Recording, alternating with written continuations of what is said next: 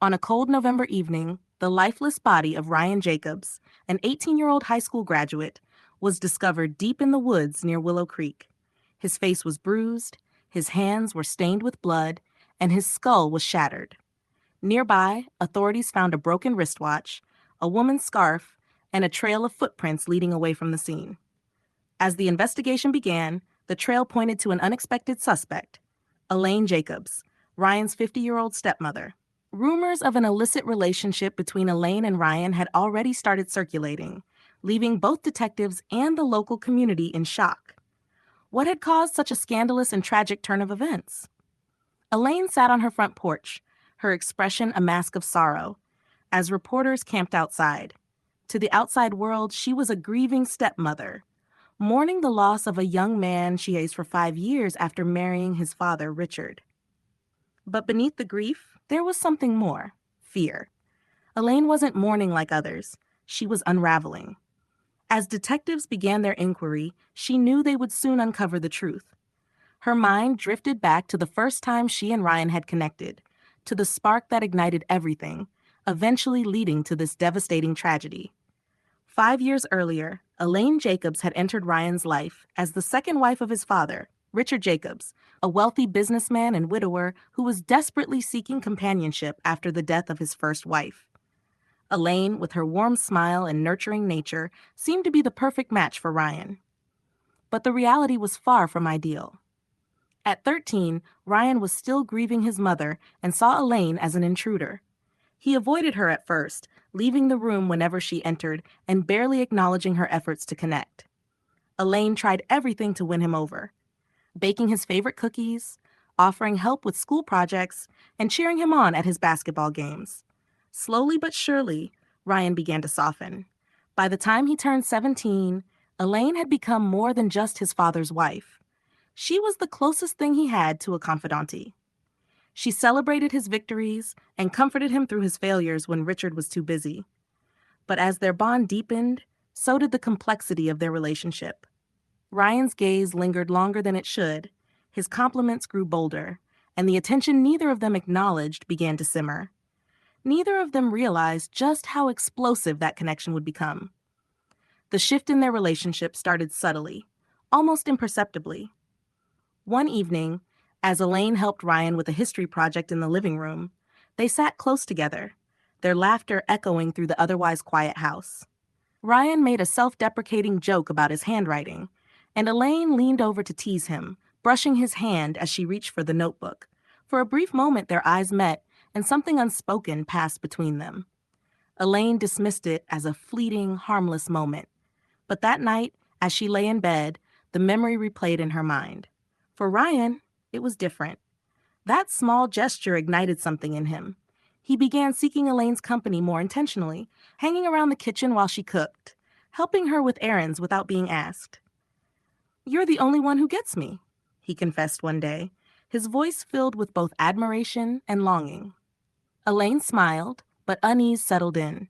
She told herself it was just teenage infatuation, a phase he would eventually outgrow. Yet the warmth in his voice, the way he leaned in when he spoke, and the longing in his eyes left her questioning her own boundaries. A line was being crossed, though neither of them realized it. As the months passed, Ryan's behavior became increasingly bold, though it remained cloaked in plausible deniability. He often found excuses to linger near Elaine, offering to help with groceries, joining her on walks, or volunteering to help in the garden.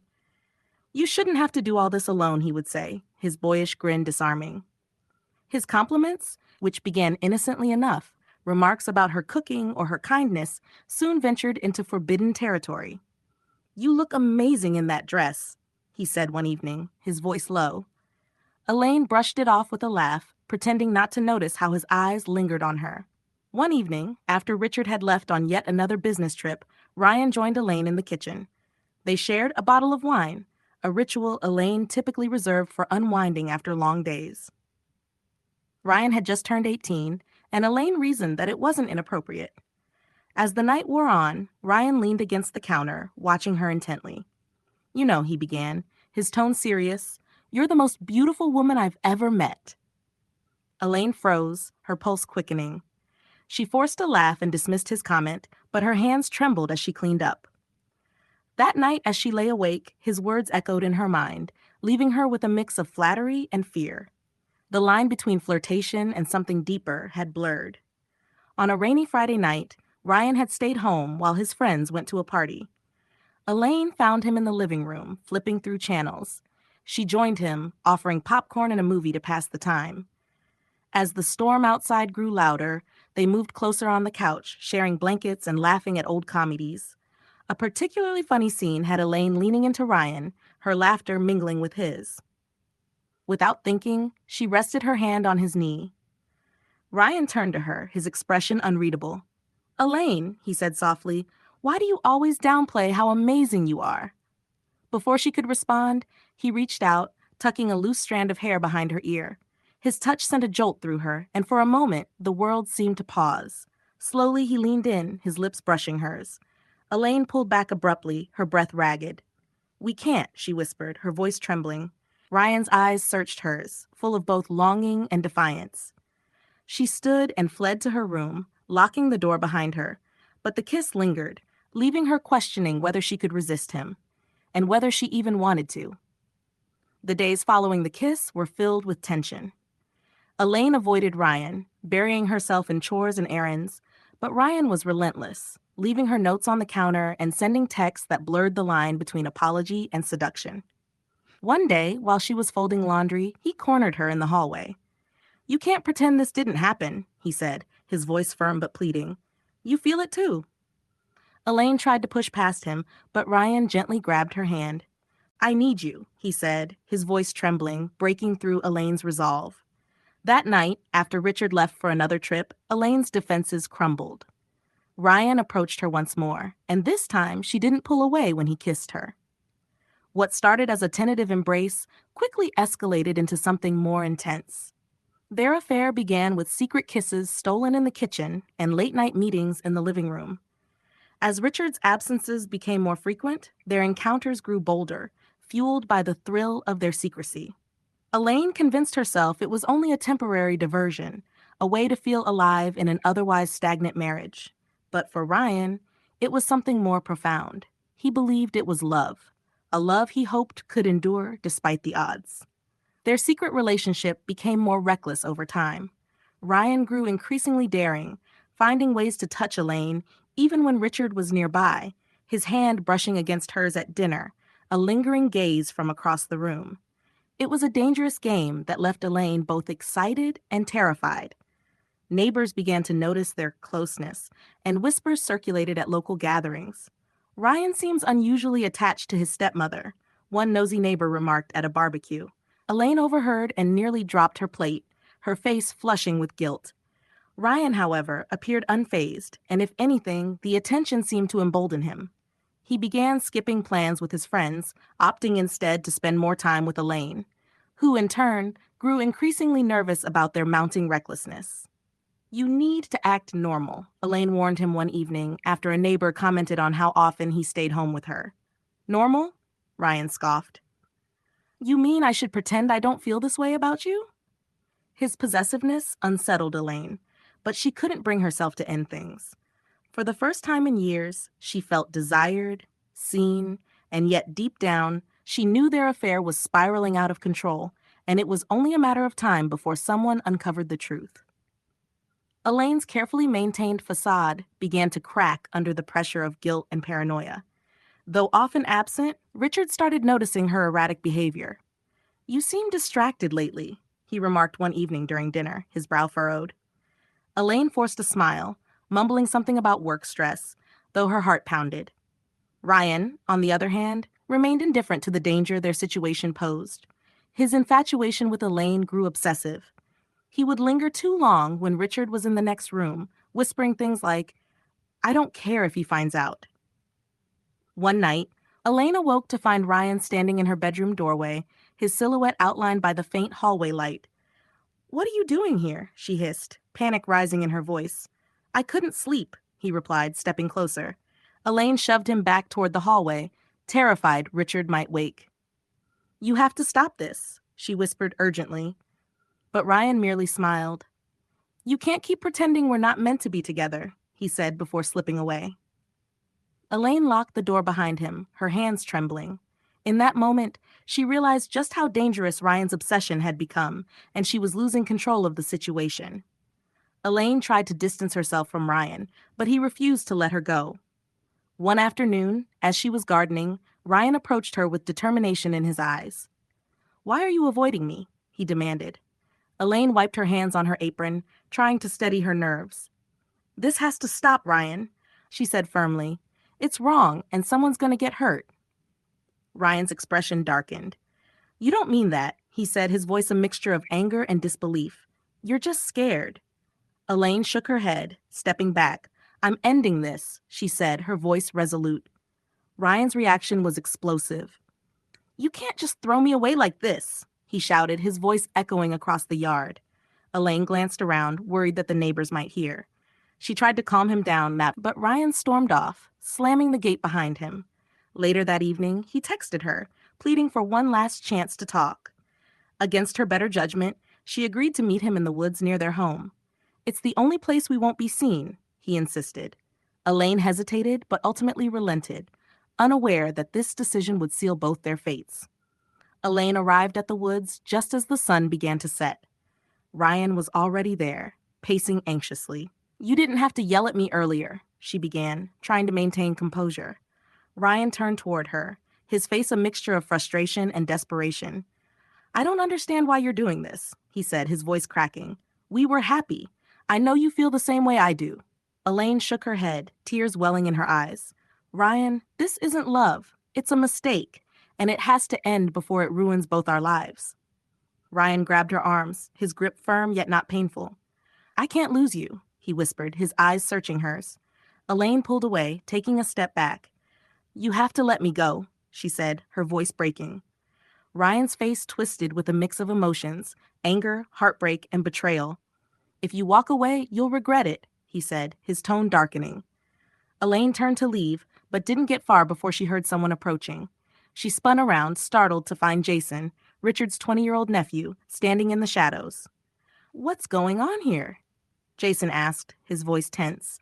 Jason had suspected something was wrong for weeks. He had noticed the way Ryan interacted with Elaine, the lingering glances and subtle touches.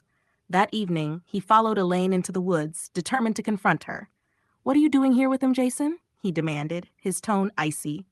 Elaine froze, caught between fear and guilt. Ryan, however, stepped forward defiantly. "It's none of your concern," he replied sharply. Jason's gaze narrowed. "You're messing with your stepmother.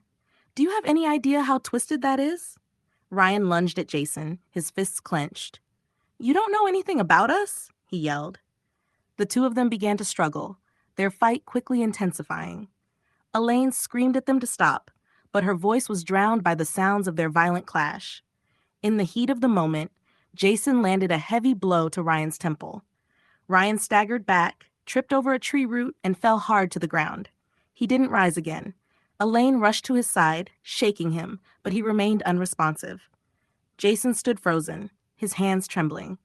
"I didn't mean to. I didn't think," he stammered. Elaine looked up at him, her face pale with terror. "What have you done?" she whispered, the full horror of the situation beginning to sink in. They stood there in stunned silence, the weight of Ryan's lifeless body between them. Jason's chest heaved as he tried to rationalize his actions. "It was an accident," he muttered, pacing frantically. Elaine, shaking, knelt beside Ryan, her hands hovering over him as though willing him to wake. "We need to call the police," she said, her voice breaking. Jason spun around, panic in his eyes. "No, are you out of your mind? They'll think we did this on purpose, especially you." Elaine stared at him, her thoughts racing. He wasn't wrong. Her affair with Ryan would soon come to light, ruining not only her marriage, but her entire life. But leaving Ryan's body here felt monstrous. Jason crouched next to her, gripping her shoulders. "No one has to know. We'll say he ran off and got into trouble somewhere else. It's the only way." Elaine hesitated, her instincts torn between fear and morality. "This will never work," she whispered. But Jason was resolute. Together, they dragged Ryan's body deeper into the woods, doing their best to cover their tracks. As they made their way back home, the silence between them was deafening. They each carried the burden of a secret that would haunt them forever. The following days were unbearable. Elaine went through the motions of her routine, but every moment was consumed by the image of Ryan's lifeless eyes staring up at her. Word of Ryan's disappearance spread quickly through town, and search parties were formed. Elaine joined, pretending to be a worried stepmother, but every rustle in the woods sent her heart into a panic. Jason, meanwhile, avoided her entirely. She tried calling him, but he wouldn't answer. He was spiraling, and Elaine feared he might break under the pressure. At home, Richard grew more concerned. "Ryan's been acting strange for weeks," he confided to Elaine one night. "I should have been paying more attention." Elaine forced a nod, biting back the truth that threatened to spill out. She began having nightmares, waking in a cold sweat to visions of Ryan's bloodied face. During the day, she swore she saw him out of the corner of her eye, on the sidewalk, in the kitchen, standing near the woods. Her guilt was relentless, and though she tried to hide it, the cracks in her facade began to show. Friends noticed her jittery behavior and sudden disappearances. "Are you okay?" a neighbor asked one morning. Elaine could only offer a weak smile and quickly change the subject. Jason's guilt became too much for him to handle. He started skipping classes, drinking heavily, and getting into fights with anyone who questioned his erratic behavior. One night, after a heated argument with his father, he drove aimlessly for hours, eventually ending up at Elaine's house. She opened the door to find him disheveled, his eyes bloodshot and wild. "I can't do this anymore," he said, pushing past her into the living room. Elaine closed the door behind him, her stomach churning. "Keep your voice down," she hissed. Jason paced the room, running his hands through his hair. "He didn't deserve to die," he said, his voice cracking. Elaine's eyes filled with tears. "I know," she whispered, "but we can't undo what happened. We have to stay calm." Jason shook his head, his face twisted in torment. "You don't understand. I see him every time I close my eyes. I can't eat, I can't sleep. It's like he's haunting me." Elaine reached out to him, but he recoiled. "You don't care about Ryan," he spat. "You only care about saving yourself." His words hit her like a slap, but deep down, she knew he was right. She had been focused on survival, while Jason's unraveling threatened to expose everything. The police began to uncover troubling details as their investigation progressed. Ryan's strained relationship with his stepmother and his frequent absences from school raised suspicions. A neighbor came forward, claiming they had overheard a heated argument between Ryan and an older woman the week before his disappearance. Another witness reported seeing Ryan in the woods with a tall, dark-haired man on the night he vanished. As the detectives pieced together a timeline, Elaine found herself called in for questioning. Sitting in the sterile interrogation room, she felt the walls closing in. "When was the last time you saw Ryan?" Detective Carter asked, his tone neutral but probing. Elaine recited the story she and Jason had rehearsed, but her hands shook as she spoke. "We argued earlier that day," she admitted, "but he left around dinner time. I thought he was with friends." The detective didn't seem convinced. "And you didn't see him again? Didn't hear anything unusual?" Elaine shook her head, her palms slick with sweat. She thought she had kept her composure, but as she left the station, she overheard one of the detectives mutter, "She's hiding something." Her carefully constructed lies were beginning to unravel. Meanwhile, Jason was also under scrutiny. The detectives had started questioning Ryan's friends and extended family, and Jason's erratic behavior hadn't gone unnoticed. At a family gathering, Detective Carter pulled Jason aside for a casual conversation.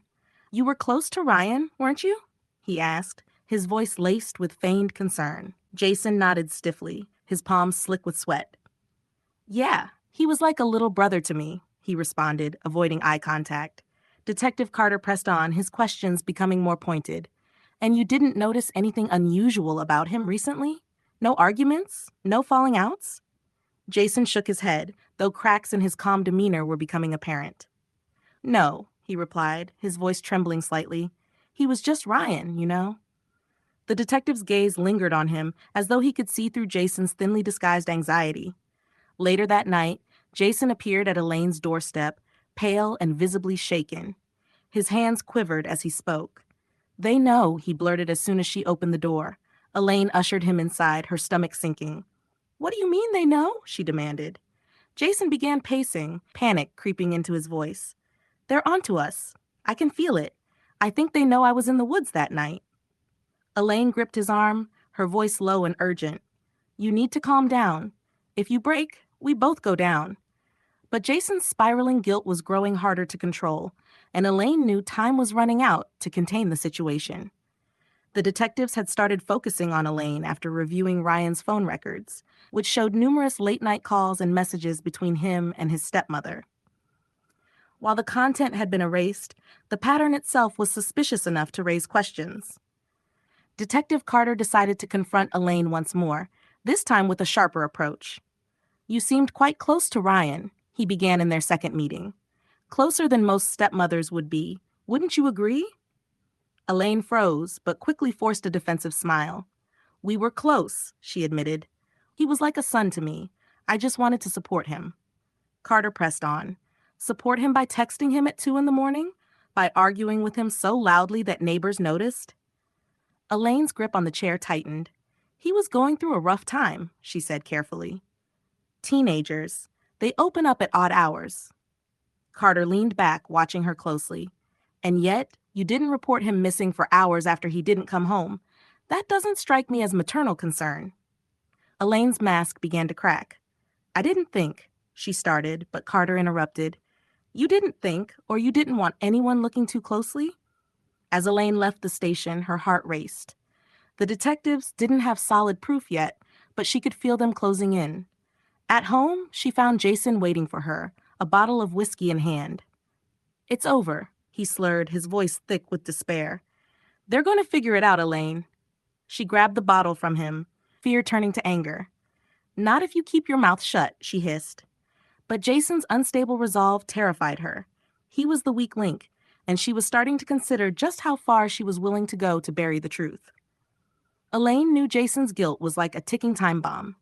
He had started drinking more, isolating himself, and making cryptic comments that unsettled her. One night, in a drunken stupor, he called her, sobbing incoherently about Ryan. I can't live with this, he mumbled. Elaine rushed to his house, fear mounting with each mile. When she arrived, she found him sitting on the floor, clutching an empty bottle. You can't keep falling apart like this, she snapped, shaking him. You're going to ruin everything. Jason looked up at her with glazed eyes. I already did, he muttered. I killed him, and it's never going away. Elaine knelt beside him, her voice softening. It was an accident, Jason. You didn't mean to hurt him. But even as she spoke, she realized the words weren't enough. Jason's guilt wouldn't fade, it would consume him, and sooner or later, he'd break. Desperate, Elaine began to consider a dangerous solution. If Jason couldn't keep their secret, she might have to silence him forever. But before she could act, Jason made his own move. The next morning, Elaine woke to a knock on her door. 2 officers stood on her porch, their faces grim. Elaine Jacobs? One of them asked. We need you to come with us. Jason made a statement last night, and we have some questions about what really happened to Ryan. At the station, Elaine faced the full weight of Jason's confession. He had told the detectives everything: the fight in the woods, Ryan's accidental death, and their panicked decision to hide the body. But Jason didn't stop there. Overcome with guilt and resentment, he revealed the affair, painting Elaine as a manipulative figure who had seduced Ryan and driven him into a downward spiral. She's the reason this happened, he told the detectives. None of this would have happened if it weren't for her. Elaine denied everything, but the evidence was piling up. The texts, the neighbor's testimony, and now Jason's statement painted a damning picture. Under intense questioning, Elaine finally cracked. She admitted to the affair, but insisted she had no role in Ryan's death beyond attempting to cover it up. I loved him, she sobbed. I never wanted this to happen. The trial that followed captivated the small town of Willow Creek. Elaine was sentenced to 15 years for her part in the cover-up and her inappropriate relationship with Ryan. Jason, though given a lighter sentence for his cooperation, would spend the next decade haunted by his actions. And as the gavel fell, sealing their fates, the tragic story of Ryan Jacobs became a cautionary tale, a web of forbidden love, betrayal, and regret that ended in devastating loss.